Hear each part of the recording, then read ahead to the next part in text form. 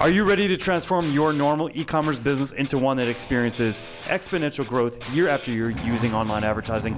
If so, this show is for you. Me and my guests will show you how you too can grow your e-commerce business to 7 or even 8 figures so you can go on more luxurious vacations, spoil yourself and your family, say yes to more opportunities, and become financially free so you never have to worry about money again. Welcome to the E-commerce Performance Marketing Show. Hey, what's going on, guys? Josh Marsden here, host of the E-com Performance Marketing Show. So I've got some unique topics that I'm going to dive into today, but these are critical business topics that are really going to help you with your e-commerce business. Now, this isn't going to dive into marketing. This isn't going to dive into advertising. This is actually a bigger picture that we're going to dive into. We're going to dive into how to really focus on processes in your business. This way you can grow your business and grow yourself out of your business, which I'm sure that you would love to do, right? And also on top of that, I'm also going to talk to you about hiring, and I'm going to give you some best practices. I'm going to give you a hiring funnel, a step-by-step process that you can use that I learned from someone years ago in a $25,000 per year private mastermind. This guy that taught me this is very, very successful, and I'm going to share this with you. So in today's episode, we're going to talk about basically leadership responsibilities and leadership activities. So this way you can grow your e-commerce business and you can grow yourself out of it and get into more of a CEO level role, or even basically become like an advisor for your business if you wanted to, and you could just go vacation and have a lifestyle business and have someone else run the show. You could do that. Whether you want to or not is totally up to you, but let me dive in here what I'm talking about here. So when you're operating an e-commerce business and you're not quite at 7 figures a year, you probably don't have a lot of liquidity. You probably don't have a whole lot of profit to be able to put back into the business. So this way you can truly grow yourself out and you can hire different people. But once you start seeing that profit and you start seeing results coming into your business that's predictable and also scalable, more than likely with the ARM5 formula, then you can start hiring, and you definitely want to do it as early as possible in your e-commerce business, even when you don't feel quite ready. I learned that years ago, that you just have to pull the trigger when you don't feel quite ready, when you feel like it's a little bit of a risk, but you do have the money to do it. That's when you should do it. That's when you should pull the trigger. That's when you should definitely go out there and try to find some high quality candidates for a position that you want to fill in your company. This way you can start to delegate more, and you can also focus on other areas of the business and have less stress and less overwhelm in doing everything in the business, okay? So the first tip that I have for you is record everything you do. This means that you need to install the Chrome plugin Loom, and for every responsibility that you manage in your business, you need to record you doing those activities and doing those responsibilities and those tasks. And this also goes for your team as well. If you have a team already, if you have a few people or a team, they should be doing the same as well. And then on top of that, you should then get those videos over to someone, ideally like a VA, a virtual assistant, that can turn those videos into typed processes, documented processes, because the whole idea of business isn't just to own a business, isn't just to make $10,000 a month in profit and have your own job basically, or to make $100,000 per month and just have a business. I mean, that's great, and there's definitely some benefits to that, obviously, and you're going to have a massive impact from that. But honestly, if you're going to get into business, think big picture, and big picture thinking is scaling and growing your business and then selling your business, because that's how you create real wealth, is by selling your business at some point when it has a significant amount of value to buyers out there. And e-commerce businesses, they go for about 4 times multiple, more or less. So therefore, if you have a 7-figure a year business, think about it, you can make quite a bit of a buyout there by selling your business, and that's real wealth that you're generating. And if you use that money wisely, you can do a lot with that money to pay off, to basically pay your family and generations for quite some time. Okay, now also on top of that, invest in your people. Train them yourself, and have others also train new employees as you grow. Initially, you might find it hard to train people because you're doing everything yourself. And I know that I felt that way as well. However, that's just part of the territory that we're in as owners of our business. We have to dedicate ourselves to helping others be successful in the role that we've brought them on for. Plus, we're investing into them as well. So take the time and really train new team members that you bring on board, even if you feel like you don't have a whole lot of time. Make the time, because the time you put into team members is going to pay off, and it's going to pay off in dividends when you do that. So definitely do that. And a simple way to do that, something that worked very well for me years ago, is just having people shadow you. So have people shadow you virtually or in person, depending on who you're hiring, and just have them shadow you in the things that you do day to day, so this way they can learn those themselves. And then set a date that you're going to pass stuff on to them. This way they have urgency, and on top of that, it creates urgency for you to make sure that person's prepared to also be successful. Also, set proper expectations.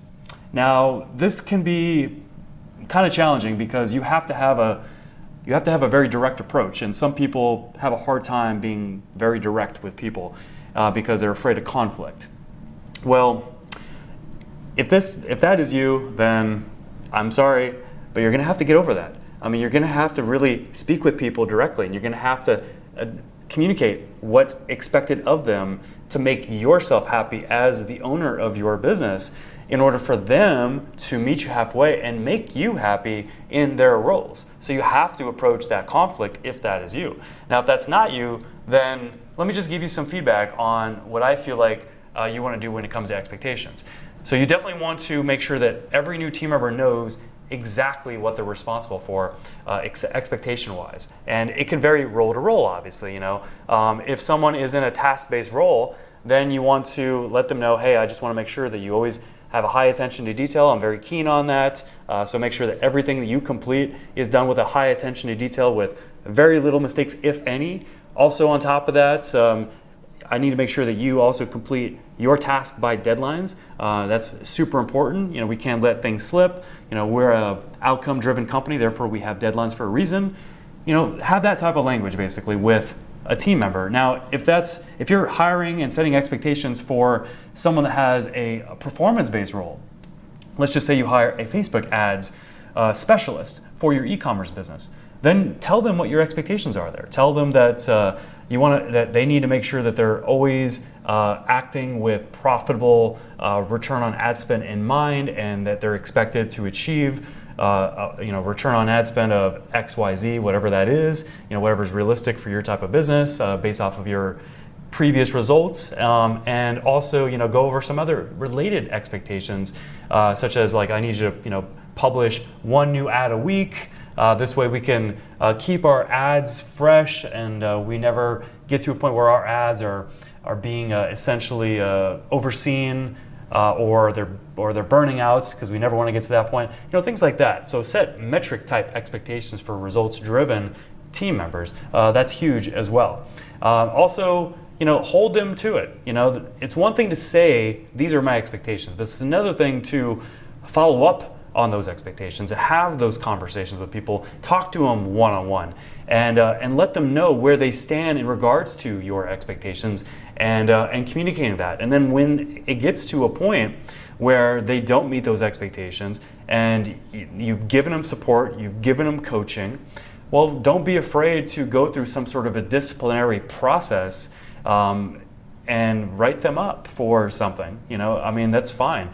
If anything, you're being true to yourself, for one. You're being true to the business, because you're not letting people work to less than standard expectations, which is going to benefit the whole, because the whole business is for everybody. No, not just you. It's for everybody in your business. And so if you need to follow through with that, then do it. Go ahead and follow through with it. And do it with a little bit of love, to let them know that you don't want to see this continue, that you don't want to have to fire them, let them go, and you're here to support them, so this way they can improve their performance, and they can meet expectations within your company. Definitely have that conversation with them as well if you get to that point. Now, I'm sure you've probably heard this, but fire fast, hire slow. Now, I do recommend going through like a disciplinary process. However, if there is cases where a team member is showing a lack of care, is not having a good attitude with you, is not being respectful, not doing a good job at all, and there's no sign of improvement, no hope, well, then you might have to just let them go. And that's okay. There's nothing wrong with that. But when it comes to hiring, don't do that fast. Do it slow, which is what I'm going to talk about now. So when it comes to hiring, first off, when it comes to scaling your business and yourself into a role that's ideal for you, you really want to ask yourself, like, what are you good at? What is your zone of genius? If you could stay in that zone of genius, how is that going to benefit the business? Ask yourself those questions, because that's probably going to help you see like what roles that you should hire for that you're maybe doing right now.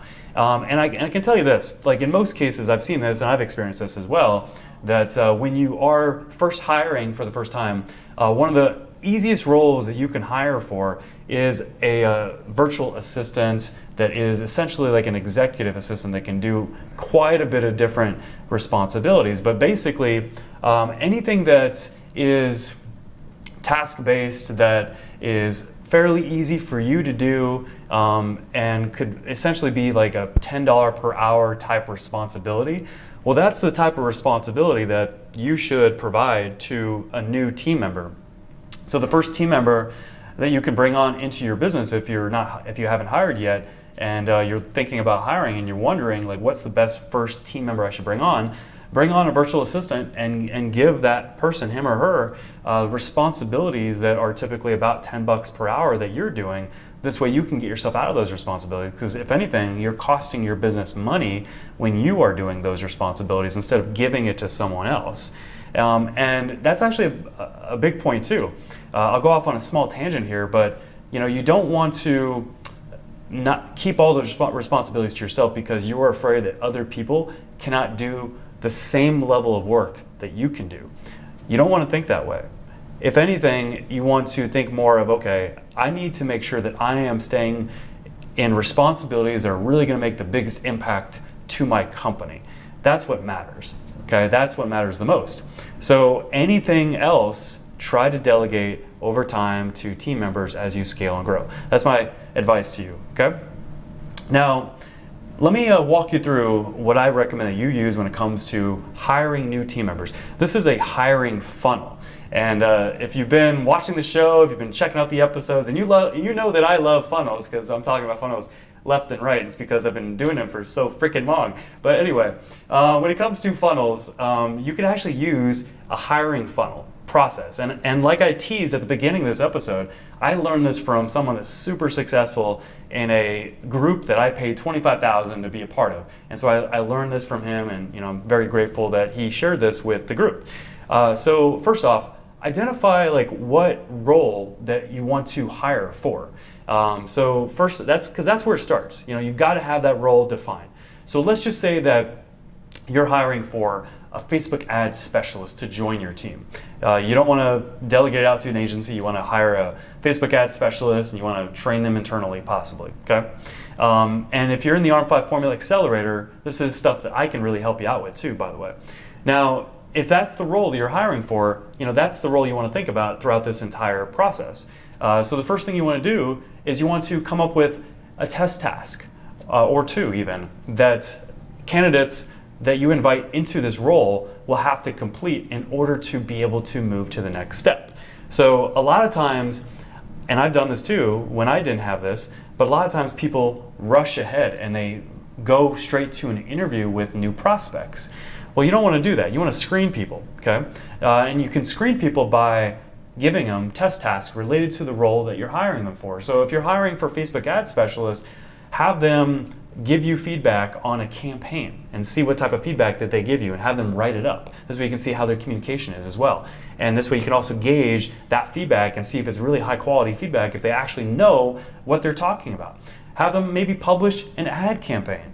And this way you can see like what type of results that they can get you, and pay them for it. Pay them a few hours for each, that's fine. But this way you can truly see what that candidate can do and if they're a good fit for that example role that I just mentioned, the Facebook ads specialist role. So I definitely recommend having like a test task. Now you can put up this job in so many different places, and I'll just give you a few, but there's other places as well. But you can go to Facebook, you can go to LinkedIn, Facebook groups, allow you to put up job posts. LinkedIn has job posts that they want you to pay them for. So this way you can hire people directly from LinkedIn. You can use Upwork. You can use FreeUp. You can use all sorts of different places. I mean, you can even use the classic places for hiring people like jobbing.com or careerbuilder.com. I know there's many others out there, but you can basically use any of those. And that's just where the leads come in. And then the leads should go into this hiring funnel where you give them essentially a link to apply, and that takes them to a form on your website, ideally, where they can submit their personal information, they can upload their resume, and they should definitely have a resume. And then after that, you bring them to a video and you tell them what tasks that they have to complete in order to be able to go to the next step. And then after that, after they have seen that, they've gone through those tasks and they've completed those tasks ideally. Obviously, if they don't, they're done. You can move on. You don't have to, invite them to the next step. They're not good fits. But if they actually complete the task, that's where you obviously have to review those tasks. And you want to review for the quality of their work. You want to review them for the outcomes. You want to make sure that they're really following the instructions exactly the way you've communicated them in your instructions to them when it came to completing those tasks. And then if people did get to a point where they did those tasks, they did them well, they met your expectations, then awesome. Invite them to an interview. That's where you can have a 15-minute interview and keep it to 15 minutes. Don't go over. Your time is valuable, okay? And during that interview, ask them really good questions to really find out if they would fit into your culture. So you have to define what type of culture you're trying to create in your business, and every business can be different. But let me give you a few examples. So in my previous corporate experience, I was creating a competitive culture because I was a sales manager.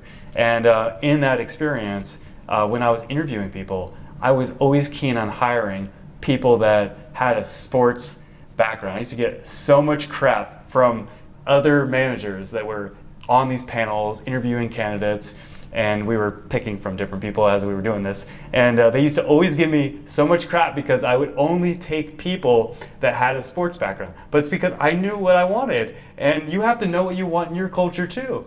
And it also led to some incredible results. I was a top manager, in my corporate days, and I had a lot of success back then. In my agency, I do something similar. Like I screen for results. I screen for passion for results. Those are the two things. And so during interviews, I'm asking candidates to tell us about a campaign or funnel, excuse me, that they put together that did well for a client or a previous company that they've worked for. Explain what you did exactly. Explain what the results were before you did what you did and what the results were after. And then I just let them speak. And when they give me their feedback, I'm like listening to them, and I'm really like trying to catch on to whether or not they really are passionate about getting results, or are they just giving me fluff and just going through some sort of story that they're maybe not passionate about. I'm really trying to screen for that.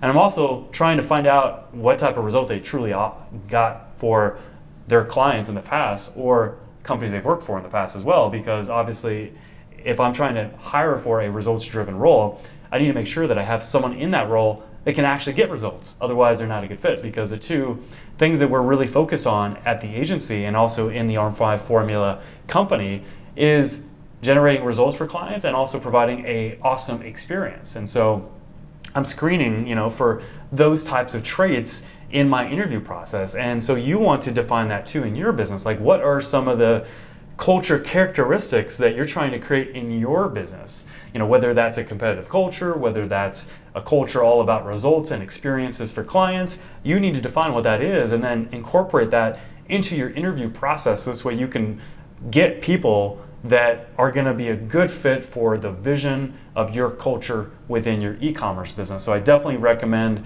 that you take that approach in your interviews. And also ask lots of questions. Ask lots of probing questions, why questions, dig in. This way you could sniff out the BS and you can really identify who that person is, put them on the spot. You want them to be on a little bit of a pressure cooker in a way, because you want them to show you how much they want to work for you and your company and how much they want that opportunity. And so you do want to heat up things a little bit during that interview. So this way they sell themselves and they do their best. And some people might not like the pressure, and you could probably tell. But if that's the case, then they're probably not going to like the pressure when things are growing very fast. You're seeing your advertising scaling. You're getting help from a coach, hint, hint, and maybe things are heating up in the company, and you've got everybody hustling and working around the clock because you've got all this opportunity, and so you want to have people that can actually work in a pressure cooker type environment when those moments arise, because you want people that are hustlers. So maybe you want to turn up the heat a little bit in your interviews, so this way you get people that are hustlers that are really going to meet you halfway and provide almost as much effort as you. Nobody ever provides just as much effort as you as the owner because it's your baby. However, you want people that are going to go to war with you and are passionate about what they do to help the collective. So, definitely incorporate some of that stuff as well. And then also get references. Get references after you have chosen candidates and you're down to the final 3 maybe. Contact those references. Find out what the experience was with those candidates. This way you can hear from them directly and kind of screen for BS a little bit too there. This way you can make sure you have good referrals and good feedback about your candidates as well. And then finally, on top of that, once you do make a choice and you bring someone on, I do recommend that you have a 60-day probationary period. I also recommend that if you're hiring for a performance-based role, such as like a Facebook ad specialist, like I said before in this episode, then see if you can hire 2 people for the next 60 days and just split the time between those 2 people. And whoever does better, that's the person that stays. That's the person that you extend a longer offer to, and then you could let the other person go or find another role for them. Maybe they're a good person, maybe they're a good fit for another role in your company. Obviously you can make that decision when the time comes. So that's it. I just wanted to give you some feedback on process and hiring, because these are 2 critical leadership elements that may be challenging for you and might be challenging for a lot of people that are watching or listening to this episode. And this is what I've learned in my 7.5 years of entrepreneur experience, and then before that, about 15 years of corporate experience, and some of it was very, very successful. So definitely take what I'm giving you, use it, apply it, definitely use that hiring funnel, and use all this knowledge and this wisdom that I'm passing on to be able to grow your e-commerce business successfully, especially once you see more sales and more profit coming into your business because you're working with me in the ARM5 Formula Accelerator. Thank you again for watching and listening to this episode. Definitely share it and like it if you found it valuable. And if you know others that could value this as well, go ahead and share it so this way they can consume this as well. Thank you again, and definitely stay tuned for the next episode. Thank you for tuning into the e-commerce performance marketing show. If you enjoyed this episode, be sure to subscribe, like, and comment with a timestamp of your favorite part and share it with a friend. Until our next episode, here's to you and the success of your e-commerce business.